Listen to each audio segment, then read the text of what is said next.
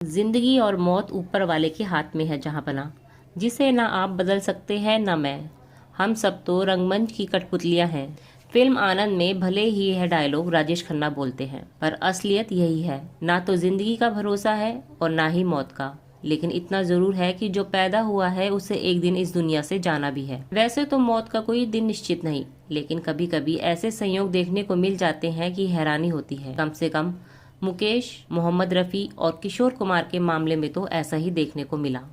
मुकेश, मोहम्मद रफ़ी और किशोर कुमार ये तीनों ही अपने दौर के महान सिंगर रहे। इनके बीच राइवलरी की भी काफी खबरें आती रही, पर असल में तीनों दोस्त। जहां इनके करियर में एक दिलचस्प संयोग रहा, वहीं मौत से कुछ घंटे पहले एक विचित्र संयोग देखने को मिला, जिसके बारे में जानकर हर कोई स्तब्ध था। मुकेश का निधन 27 अगस्त 1976 को अमेरिका में हुआ। मौत से कुछ घंटे पहले उनके साथ जो हुआ वैसा ही मोहम्मद रफ़ी और किशोर कुमार के साथ देखने को मिला। मुकेश 27 जुलाई 1976 को सिंगर लता मंगेशकर के ट्रूप के साथ अमेरिका गए थे।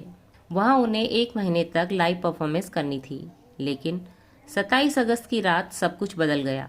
कोई नहीं जानता था कि उस रात मौत बिना किसी आहट के चुपचाप मुकेश की ओर बढ़ रही थी। उस वक्त मुकेश अमेरिका के मिशिगन स्थित डेट्रॉइट में थे। वहां उनका कॉन्सर्ट होना था। शाम के 4 बजे मुकेश हारमोनियम पर रियाज कर रहे थे, तभी उनकी हालत खराब होने लगी। ये देख बेटे नितिन मुकेश घबरा गए। वो भागते हुए हृदयनाथ मंगेशकर के पास पहुंचे, जो उस वक्त बहन लता मंगेशकर के साथ बैठकर कॉन्सर्ट के टाइम टेबल को लेकर बात कर रहे थे। नितिन मुकेश बुरी तरह हाफ रहे थे। उन्होंने कहा कि पापा बुला रहे हैं। हृदयनाथ मंगेशकर तुरंत ही भागे भागे पहुंचे और देखा कि मुकेश दर्द से कराह रहे हैं। वो पसीने से बुरी तरह तरबतर थे। उन्हें लिटाने की कोशिश की गई, पर असहनीय दर्द के कारण लेट पाना मुश्किल था। तब तुरंत ही डॉक्टर को बुलाया गया। डॉक्टर ने देखते ही बता दिया कि हार्ट अटैक आया है। उन्हें तुरंत ही अस्पताल ले जाने को कहा गया। लिफ्ट काम नहीं कर रही थी, तो व्हील चेयर मंगवाकर मुकेश को उस पर बिठाकर 20वीं मंजिल से नीचे उतारा गया। व्हील चेयर पर मुकेश के हाथों को कसकर पट्टे से बांधा गया ताकि वो गिरे नहीं। वो और बेटे नितिन मुकेश एम्बुलेंस में थे और अस्पताल जा रहे थे। तभी मुकेश ने बेटे से हाथ से पट्टा खोलने के लिए कहा। नितिन मुकेश ने पट्टा तो नहीं खोला, पर उसे ढीला कर दिया। इसके बाद जब मुकेश को आईसीयू में ले जाया जा रहा था, तो उन्होंने बेटे की तरफ हाथ उठाया। तब ऐसे लगा जैसे वह बेटे को अलविदा कह रहे हों। और उसी दिन शाम को 4 बजे मुकेश इस दुनिया से चले गए। उनका कॉन्सर्ट अधूरा रह गया, जिसे बेटे नितिन मुकेश ने सिंगर लता मंगेशकर के साथ मिलकर पूरा किया। कॉन्सर्ट के दौरान नितिन मुकेश की आंखों से आंसू बह रहे थे, दिल रो रहा था, पर पिता के सम्मान की खातिर कॉन्सर्ट पूरा किया। बाद में वो और लता मंगेशकर दोनों मिलकर मुकेश के पार्थिव शरीर को फ्लाइट से इंडिया लेकर आए और यहाँ 30 अगस्त को सम्मान के साथ उनका अंतिम संस्कार किया गया। मोहम्मद रफ़ी मुकेश के जिगरी दोस्त थे। जैसे ही उन्हें अपने यार की मौत की खबर मिली तो वह टूट गए। वो उनके दीदार को बेचैन हो उठे। मोहम्मद रफ़ी की उस वक्त तबीयत खराब चल रही थी और डॉक्टरों ने उन्हें बाहर निकलने से मना किया था, पर दोस्त की बात आई तो मोहम्मद रफ़ी सब भूल गए। वो दोस्त के अंतिम संस्कार में पहुंचे और उनके दर्शन किए। रफ़ी की आंखों के सामने वो सारे लम्हे घूमने लगे जो मुकेश के साथ बिताए थे। 26 जुलाई 1980 से मोहम्मद रफ़ी की जिंदगी जैसे सिमटनी शुरू हो गई।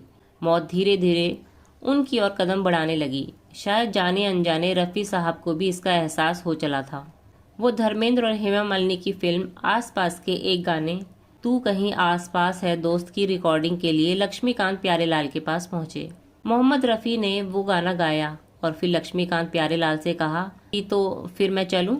उन्हें समझ नहीं आया कि आखिर ऐसे क्यों बोल रहे हैं। फिर मोहम्मद रफ़ी ने उनके सिर पर हाथ रखकर कहा कि मैं चलता हूं और फिर विदा ले ली। और फिर 31 जुलाई का वह दिन आ गया जब सब उजड़ गया।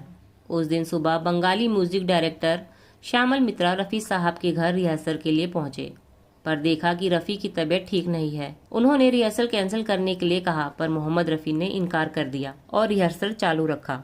रिहर्सल के बाद श्यामल मित्रा तो चले गए, पर 12 बजे तक मोहम्मद रफ़ी को अचानक बेचैनी महसूस होने लगी। सीने में दर्द और जलन सी लगने लगी। रफ़ी साहब को लगा कि शायद एसिडिटी हो गई है, तो बेटे से गोली मांगी। इससे उन्हें राहत मिली, पर थोड़ी देर बाद दर्द और बढ़ गया।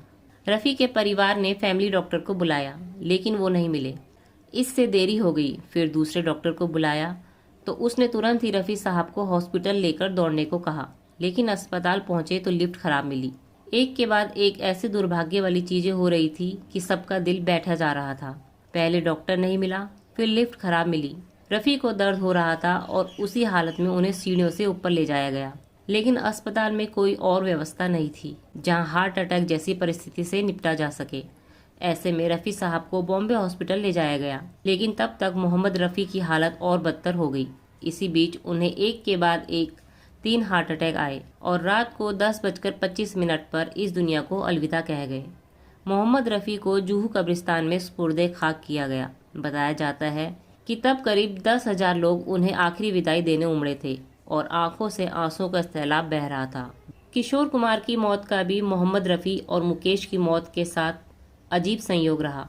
उनकी मौत भी हार्ट अटैक से हुई और आखिरी समय में पूरी तरह पसीने से नहा गए थे। किशोर कुमार 13 अक्टूबर 1987 को इस दुनिया को अलविदा कह गए।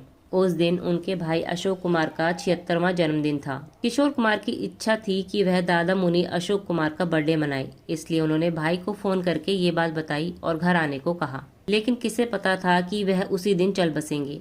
उस आखिरी दिन क्या हुआ था, ये किशोर कुमार की पत्नी लीला चंद्रावकर ने एक इंटरव्यू में बताया था। लीना ने कहा था कि 13 अक्टूबर की सुबह वह पीले पड़ गए थे। ऐसा लग रहा था मानो गहरी नींद में हो। जैसे ही मैं उनके पास गई वो जाग गए और पूछा, क्या तुम डर गई? आज मेरी छुट्टी है। उस दिन उन्होंने घर पर कई बैठकें की। दोपहर को खाने के दौरान उन्होंने मुझसे कहा कि हम शाम को river of no return film देखेंगे। मैंने उन्हें बिस्तर पर लेटे हुए देखा। उन्होंने घबराकर कहा, मुझे कमजोरी महसूस हो रही है, दिल का दौरा पड़ेगा। ये उनकी आखिरी लाइनें थी। उनकी आंखें खुली हुई थी और उनकी सांसें फूल रही थी। मुझे लगा कि वो हमेशा की तरह बेवकूफ़ बना रहे हैं, लेकिन ये उनका अंत था। वो जा चुके थे।